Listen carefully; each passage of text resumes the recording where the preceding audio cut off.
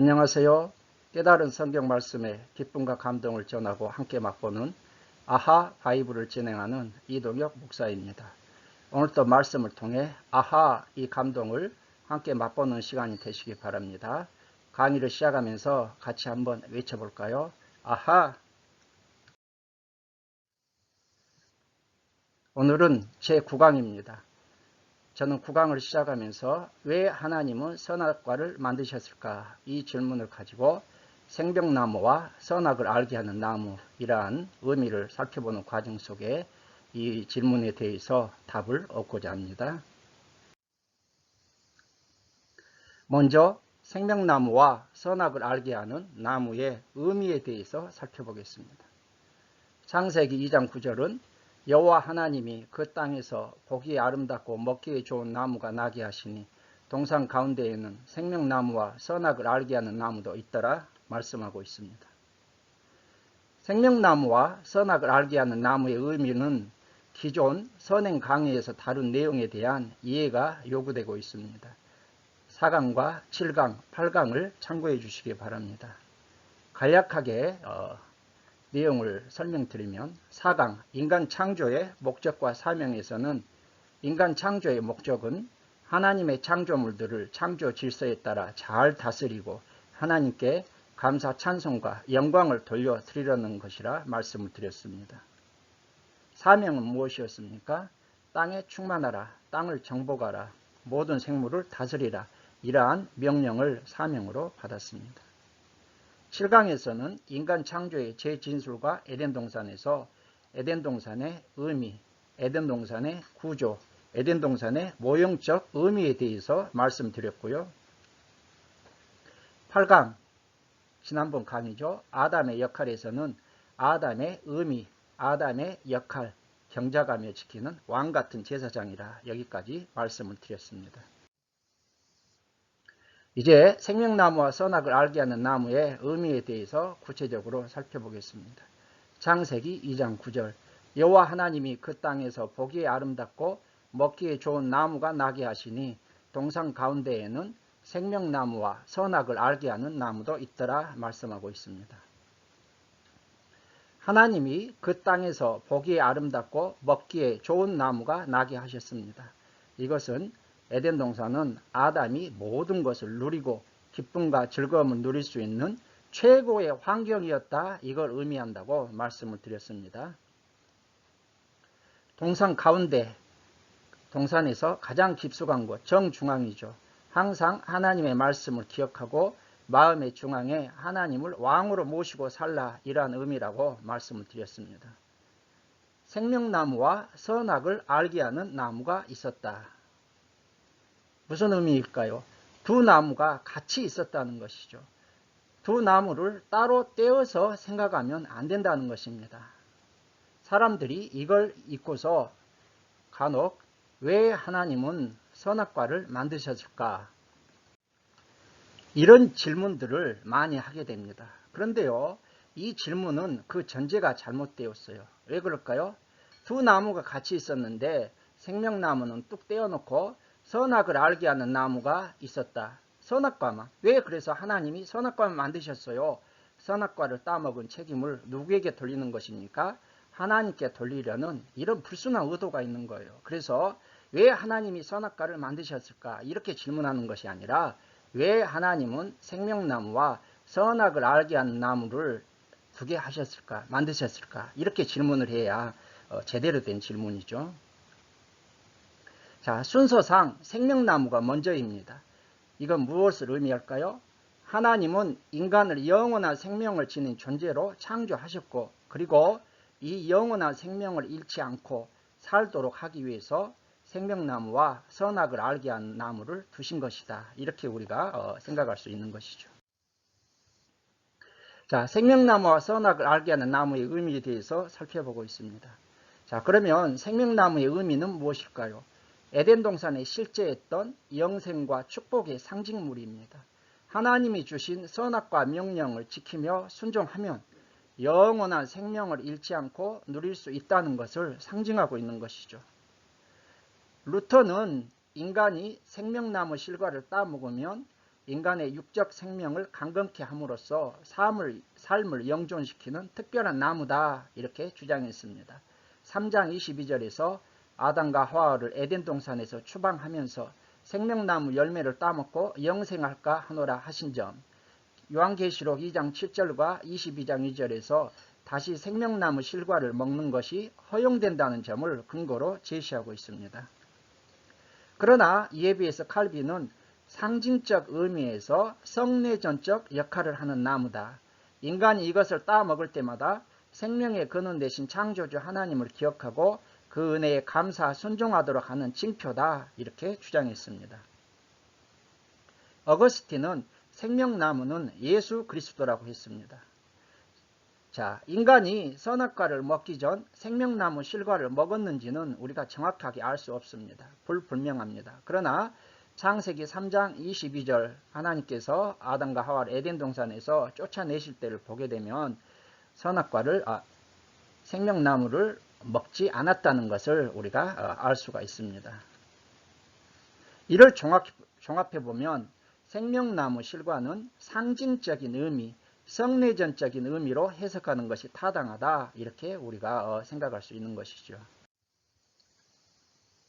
생명나무와 선악을 알게 하는 나무의 의미, 두 번째로 생명나무이신 예수 그리스도와 성내전적 의미에 대해서 살펴보겠습니다.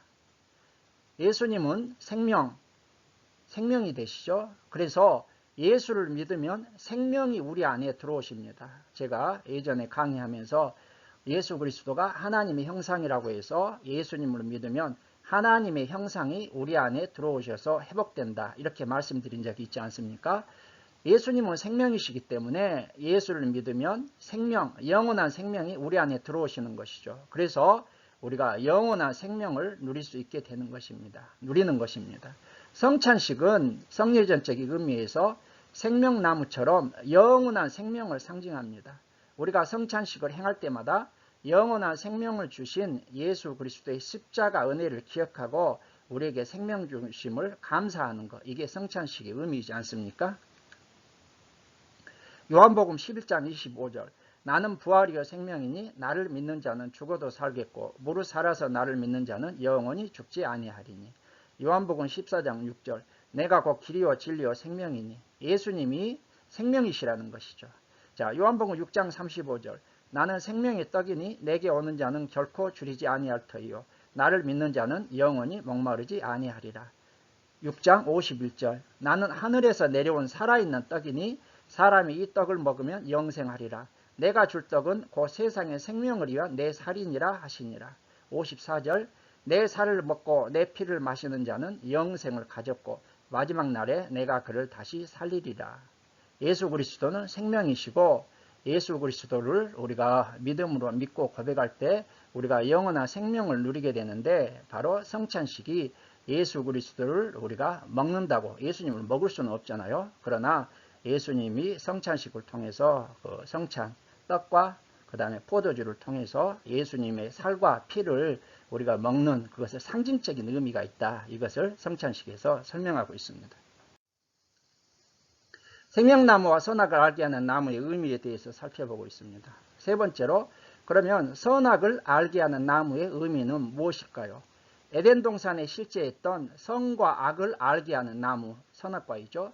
선과 악에 관한 지식을 제공해주는 선악 지식의 나무, 이 나무의 열매가 선악과입니다. 하나님의 말씀에 불순종했을 때 받게 될 심판과 저주를 상징하고 있죠. 자, 여러분, 그런데 이렇게만 해석하게 되면 참 이게 어렵습니다. 선악을 알게 해주는 나무, 선과 악의 지식의 나무, 무슨 뜻인지 알겠어요? 그래서 제가 이 문제를 가지고 고민한 결과 제 개인적 견해로는 선과 악의 기준을 제시해주는 나무다. 제가 나름대로 이렇게 정의를 내려보았습니다. 선과 악의 기준은 무엇입니까? 하나님의 말씀에 순종하면 선이고요, 불순종하면 악입니다. 그래서 에덴 동산에서는 선악과를 따먹었다. 이게 무슨 의미예요? 하나님의 말씀, 하나님이 주신 계명을 어겼다, 불순종했다는 이러한 의미가 있는 것이죠. 선의 의미가 무엇입니까? 우리는 선과 악의 기준, 이렇게 생각할 때 선을 찾고요, 착한 것, 아름다운 것, 이 정도 선에서 우리가 선을 생각하게 되는데 성경이 말씀하고 있는 선의 의미는 그런 게 아니죠. 저도 선의 의미를 고민했는데 창세기 1장 31절에 심히 좋았더라. 히브리어로 토부입니다. 토부. 무슨 뜻이 있을까요? 위대한, 놀라운, 완벽한, 아름다운 이런 의미가 있습니다. 그래서 선이란 무엇입니까? 완벽한 것, 아름다운 것, 위대한 것, 놀라운 것이죠. 이런 의미에서 선의 기준에 합당한 분은 누구밖에 없을까요? 하나님밖에 없습니다. 그래서 하나님은 완전하시고 선하시고 무죄하시고 불변하시잖아요. 그래서 하나님만이 선하시고 하나님만이 선의 기준을 제시하실 수 있는 분이죠. 그리고 하나님의 하신 말씀에 그래서 순종하는 것은 선이고요. 하나님의 하신 말씀에 불순종하는 것은 악이 되겠습니다. 성경이 말씀하고 있는 선은 항상 하나님과의 관계에서 하나님의 말씀에 비추어서 순종하면 선이고 불순종하면 악이다. 이걸 꼭 기억해야만 우리가 일반적인 도덕 수준에서의 선이 아니라 절대적 기준에서의 선에 대한 올바른 이해를 할 수 있는 것입니다. 예수님은 누가복음 18장 19절에서 하나님 한 분 외에는 선한 이가 없느니라고 말씀해 주셨습니다. 예수님이 말씀하신 것처럼 모든 이 삼라만상에 하나님 한 분 이외에는 선한 이가 없고 그래서 하나님만이 선의 기준을 제시할 수 있는 분이다. 우리는 또한 확인할 수가 있는 것입니다. 자, 생명나무와 선악을 알게 하는 나무의 의미 네 번째로 선악을 알게 하는 나무를 주신 이유는 무엇일까요? 제가 강의를 시작하면서 왜 하나님은 선악과를 만드셨을까? 이 질문을 던졌는데 거기에 대한 해답도 되겠습니다. 인간에게 자유의지로 하나님을 섬기며 살도록 하시기 위해서입니다. 인간에 대한 하나님의 사랑입니다. 인간은 로봇가 아니라 인간의 자유의지 가운데 참되게 하나님을 섬기며 사는 것을 결정하며 살도록 하기 위해서이죠. 창조주와 피조물의 구분에 있습니다. 선악과는 하나님의 주권, 하나님의 왕되심을 상징합니다. 그래서 이걸 따먹게 되면은 무슨 뜻입니까?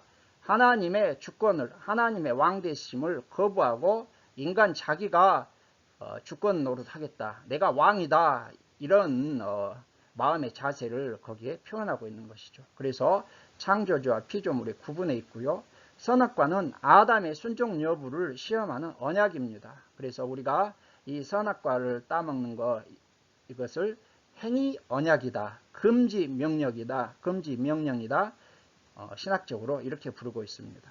뿐만 아니라 선악을 알게 한 나무를 주신 이유는 사람, 아담에게 주신 특권, 목적과 사명과 역할을 잃지 않고 잘 감당하며 살아라. 생명을 잃지 않고 너희들에게 주었던 특권과 목적과 사명, 역할을 영원히 감당하며 살아라. 이러한 이유에서 선악을 알게 한 나무를 우리에게 주신 것입니다. 선악과 명령을 어겼을 때의 결과는 무엇입니까? 반드시 죽으리라고 말씀하셨습니다. 반드시 죽게 된다. 선악과로 대변된 하나님의 명령, 말씀, 언약을 지키면 영원한 생명을 누릴 수 있지만 불순종하면, 명령을 어기면, 선악과를 따먹으면 영원한 생명을 잃게 된다. 인간의 행복은 모두 깨어지고 만다는 뜻이죠. 그래서 죽음에는 하나님과 우리의 영혼이 분리되는 영적인 죽음이 있고요. 우리의 육체가 나중에 살펴보겠지만 흙으로 돌아가는 육체적인 죽음이 있고, 이 영혼이 회복되지 못하면 영원한 지옥에서 고통받게 되는 영원한 죽음이 있습니다. 어찌됐든 우리는 선악과 언약, 하나님의 말씀, 명령을 지키면 영원한 생명을 누릴 수 있지만 불순종하고 어기고 선악과를 따먹게 되면 반드시 죽는다. 이것이 바로 선악과 명령을 어겼을 때 결과로서 하나님께 주신 말씀입니다. 그런데 이 구조는요, 신명기 28장에 축복과 저주 규정이 이를 일맥상통하게 잘 설명해 주고 있는 것을 제가 발견하게 되었습니다. 신명기 28장 1절에서 14절 무슨 말씀입니까? 순종하면 너희가 하나님이 주신 가나안 땅 천국에서 축복을 누리며 영원히 살 것이다. 그 목록이 14절에 걸쳐서 나타나 있죠. 그런데 15절부터 68절까지는 장장 54절에 걸쳐서 불순종과 저주의 목록이 나타나 있습니다. 너희가 하나님의 주신 말씀을 거역하고 불순종하면 너희들은 저주를 받게 된다. 장장 54절에 걸쳐서. 그래서 하나님께서 생명나무와 선악과 나무를 딱 두시고 그거에서 선악과 나무를 어겼을 때는 반드시 죽게 된다. 이렇게 말씀을 주셨는데 신명기 28장의 축복과 저주 규정을 통해서 하나님이 주신 선악과 생명나무의 이 의미를 우리가 또한 유추해 보고 참고해 볼 수 있는 것입니다. 그럼 이제 두 번째로 두 나무의 모형적 의미에 대해서 살펴보겠습니다. 7강 에덴 동산 구조의 모형적 의미를 제가 설명하면서 아담은 예수 그리스도의 모형이다. 에덴 동산은 성막의 모형이라고 강의를 했습니다. 7강을 참고해 주시고요. 또 이번 강의에서 어거스틴은 생명나무는 예수 그리스도이고 칼빈은 생명나무가 성례전을 상징한다고 해석했다는 걸 설명을 드렸습니다.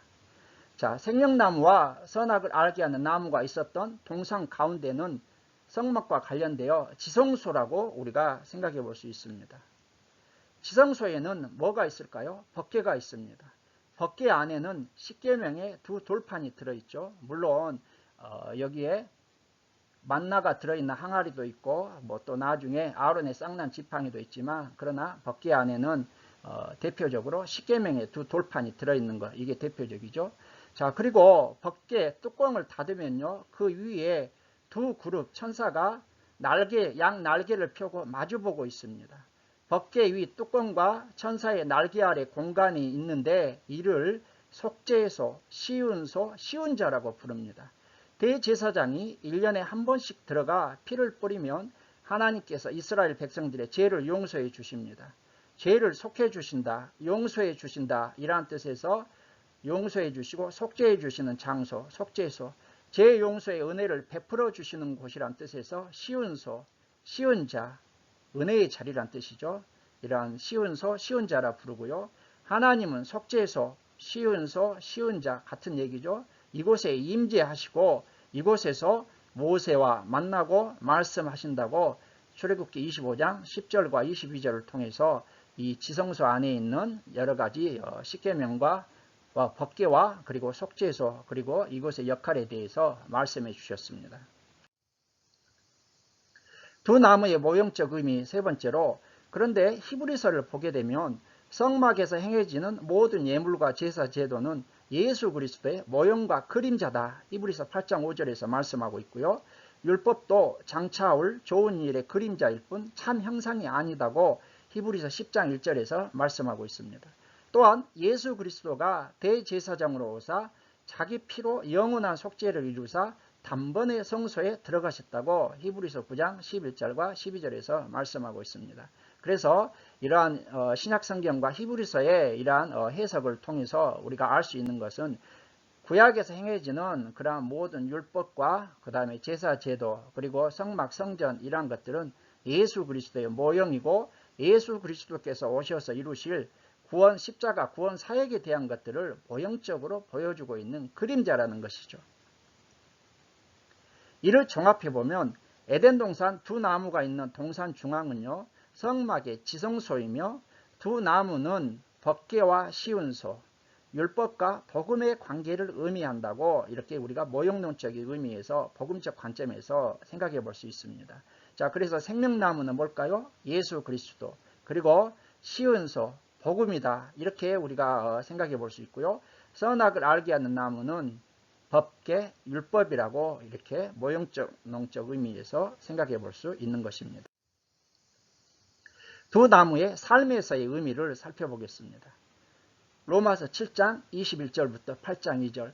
그러므로 내가 한 법을 깨달았노니 곧 선을 행하기 원하는 나에게 악이 함께 있는 것이로다.